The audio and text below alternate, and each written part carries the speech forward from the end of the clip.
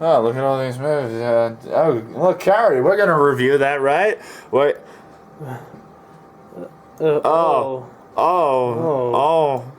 that's not in Oh. Oh Halloween. no. That's Oh, it's so long away. oh shit!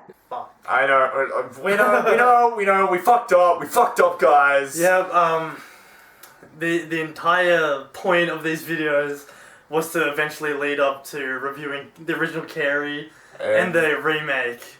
Yes, it's already out in certain parts of the world, but here in Australia, it does not come out till next month, which is past Halloween, obviously. So yeah, we fucked up. We fucked up. we done fucked up. But yeah. But we're gonna do something completely different instead. Yeah.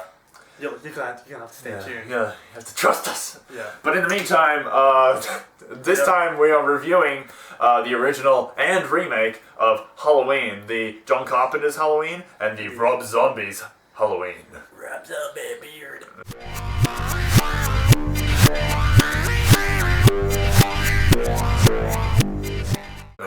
Okay. Ugh. Okay, so the original.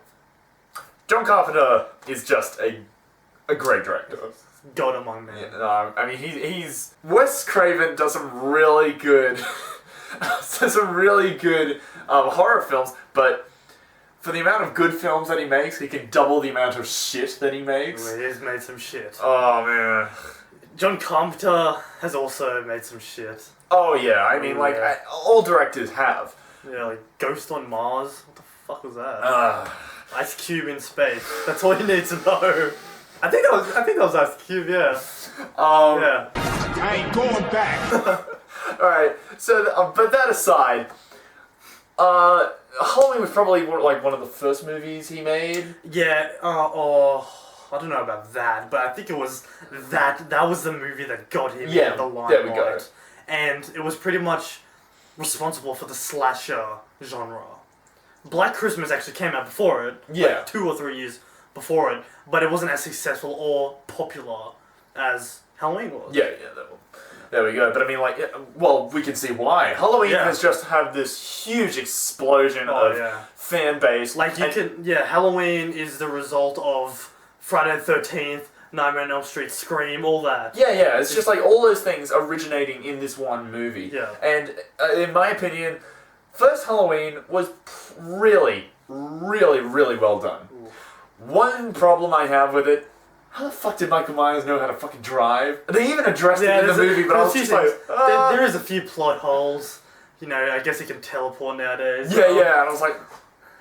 Oh, in the sequel. It's funny how he was walking around town with the mask on, and no one was like, "What the hell is that guy?" Yeah, you know what I mean? And he bumps into that little kid. That kid should have been. But it's just like. Although he had the mask on, so it was kind of like, oh, it's Halloween. It's Halloween. I guess. I guess we're all entitled to one good scare. Yeah. It was more pure time back then, I guess you could say. Yeah. But no, what would you give this film? Alright, so making this like the original of like probably one of the bases of all the original slashers. Horror as we know it today. And pretty much confirming Jamie Lee Curtis as like a great heroine. I'm giving this an 8. I really liked it, and it's very enjoyable for Halloween. Yep. Well, I am gonna go a bit higher than that. I'm gonna give it a 9.5 out of 10. It's definitely one of my favorite horror films. Michael Myers is one of the best fucking horror / antagonists ever. I do agree with that. Yeah, I do agree with that because even though he can teleport, even though he knows how to drive, even though he doesn't even speak, it's great. It just captivates. It just works. His character is brilliant. Yeah. But then. After that, it was what, 3 decades later or something, we have the Rob Zombies, was it 2010? 7? Yes, I remember specifically. Because I was awaiting it. Oh yeah, there we go. But no. I probably like him more than you do, I think. Yes. Because before I saw the remake, I watched Rob Zombie films. I watched House of Thousand Corpses and Devil Rejects. I both highly recommend those two, actually.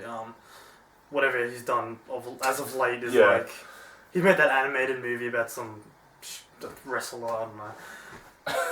But going into it, I was like, this is not bad, and then I watched it and I was like, you know, there's a rape scene here. There's a bunch of rednecks here. There's, and it's so Rob Zombie like. Yeah, it has a Rob Zombie all over it. That's what. Yeah. I know what you mean because like even though I haven't really seen enough Rob Zombie movies, I know what you're talking about. It's got his name engraved on it. Yeah. It's pretty much like just Rob Zombie's face instead of Michael Myers. It's just it is literally like really? When Michael grows up in the insane asylum, he grows like a big ass metal beard as well, which just seems Rob Zombie like. Yeah, I think, and he has like long hair. I'm like, what the fuck is like, this? Yeah, I was like, really? Rob I don't. Zombie. Yeah, but there was was all like real male leads or like male characters in that movie that actually have like a thing, except for the Doctor. Yeah, well, he had long hair, but I mean they all had long hair. That was in the 70s. Yeah, exactly. Where it was cool. In the modern day, he's like but still all the teenagers should have like long hair. It's very Rob Zombie, man. It's so metal, and even like some of like the girls started wearing Slayer t-shirts. Yeah, and it's so weird because I'm like, do you know like just throw in a Slayer t-shirt there, a rape scene over there. Oh god, some of my music I'm gonna go over there. Sick bubblegum. I really didn't like some of the characters. One was those redneck janitors. Yeah, that's what I mean. That's the Rob Zombie touch. I really thought it wasn't necessary. And Danny Trejo's in there too. As well. I know, but I mean like, which is really just. I also thought it was really weird how they kind of made it like. At the start, it made him like justify killing. Yeah, that's what I did not like. They gave him like a backstory. An emotive. It was really? Yeah. And then it was like the reason for that was because he was young and he was innocent, he didn't know anything, but now he's like the devil incarcerated in this body of pure evil, and I was like, okay, that's I'm not fucking buying that. Yeah. I mean, like, that's why I don't like Nightmare on Elm Street remake. Exactly. I mean, like, you like it. I do admit though that there's a lot of subtext. There's a lot of really good subtext in there. Yeah. Like, there was a point where the young Michael Myers was like, so, oh, you like my mask? And it was all black. And then the Doctor's like, well, why is it all black? He's like, it's my favorite color.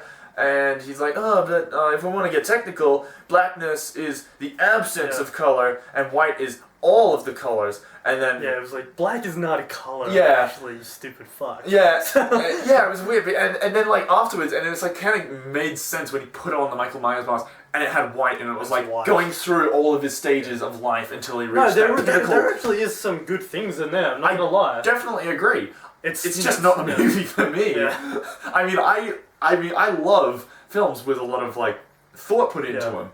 I just don't also, like them some of the time. They made him a fucking, as well as like teleportation, knowing how to drive a car when like no experience around a car. He didn't even drive a car. He was immortal in this. Yeah, no, I hated it. Spoilers which in the end. Into the ending. Yeah, I hated spoilers. Hated it. Laurie Strode, or Laurie Myers, his sister, shoots him in the fucking head. And he's alive. Yeah, no, and it's like, really? But like, it's like, okay, yeah. Shoots him in the head, it ends. But then they made a sequel.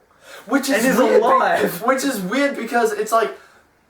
They didn't get started on that sequel. The first one, like the first Halloween, the original, had such a great ending because it was like, oh yeah... It was set up to... It was set up to like be like, anyone who's out there... And the best thing about Halloween... Anyone could have been a psychopath. You just didn't know. Yeah. You could have like gone down the street. That person could have been a psychopath. You wouldn't know. In this, they kind of built it out. How it's like, if the person had a bad life or something, they could easily turn into a psychopath. And it's like, I really don't like how they messed up the origins. Yeah. But and the ending was just terribly made. Yeah. They could have done such a better job. Yeah. But all that said, what would you give this? I'm probably gonna be maybe as harsh as you're gonna rate it, but I think I'll probably give it a 6 out of 10. There is some stuff to be said there. Do not get angry with me. No. Because I do not like Nightmare on Elm Street 2010. No. Yeah. There's some promise in there. Like, Rob Zombie is a good filmmaker, even though he's some fucking hillbilly redneck. He's made some alright films. Yeah, alright. Okay, but you know, he made an origin. Shouldn't do that. He made him immortal. He shouldn't do that. 6 out of 10. 6 out of 10? Yeah. It's not bad. Alright, I gave the remake for Nightmare on Elm Street, what was it, a 5. If this movie didn't have any subtext in it, this would have been a 4. Okay. But it had subtext, it all made sense, Yeah. it was kind of a good movie if you just stripped away and like watched it for the first time. I reckon if you never saw the original Halloween and you saw this, it wouldn't be that bad. It wouldn't be that bad, exactly. So but we did, so I'm giving it a 6 as well. Oh, you're giving it a 6 as well.